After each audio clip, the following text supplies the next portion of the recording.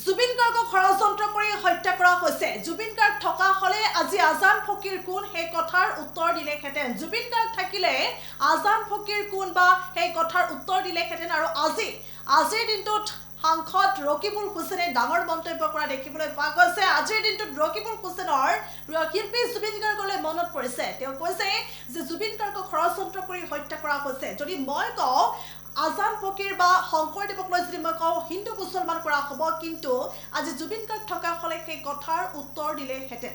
ডাঙৰ মন্তব্য কৰা দেখিবলৈ পোৱা গৈছে। শেহতীয়াকৈ ৰাজ্যত মুখ্যমন্ত্ৰী হিমন্ত বিশ্ব শৰ্মাই শংকৰ আজানক লৈ যি মন্তব্য কৰিছে, সেই মন্তব্যৰ পাছতে সাংসদ ৰকিবুল হুছেইনে প্ৰতিক্ৰিয়া ব্যক্ত কৰা পৰিলক্ষিত হৈছে। তেওঁ কৈছে জুবিন গাৰ্গক ষড়যন্ত্ৰ কৰি হত্যা কৰা হৈছে। জুবিন গাৰ্গ যদি আজি থাকিলহেঁতেন তেনেহ'লে আজান ফকীৰ কোন সেই কথাৰ উত্তৰ দিলেহেঁতেন। আজিৰ দিনটোত ডাঙৰ মন্তব্য কৰা দেখিবলৈ পোৱা গৈছে। সেই মন্তব্য আগবঢ়াইছো। এই আজান ফকীৰ এই কথাবিলাকৰ কাৰণেই আজি জুবিন গাৰ্গৰ প্ৰয়োজন আছিল। জুবিন গাৰ্গক যে ষড়যন্ত্ৰ কৰি হত্যা কৰিছে এই কথাবিলাক ক'বৰ কাৰণে।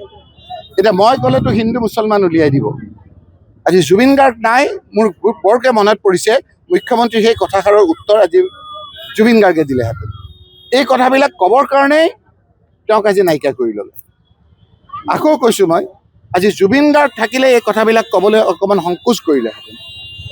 জুবিন গাৰ্গ নাথাকাৰ অন্যতম এটা কাৰণ হ'ল এনেদৰে এই কথাবিলাক ক'লে বাধা দিয়াত কোনো নাই। মই ক'লে হিন্দু মুছলমান কৰিব।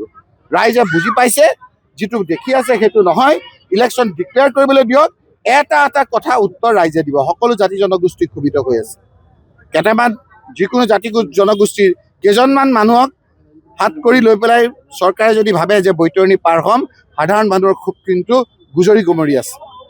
আজি যে তেওঁৰ মুখত এই কথাবিলাক ওলাইছে সেইকাৰণেই জুবিন গাৰ্গক নাইকিয়া কৰি লৈছে। যিকোনো খবৰৰ বাবে যোগাযোগ কৰক আমাৰ এই নম্বৰত 9181 307 2221।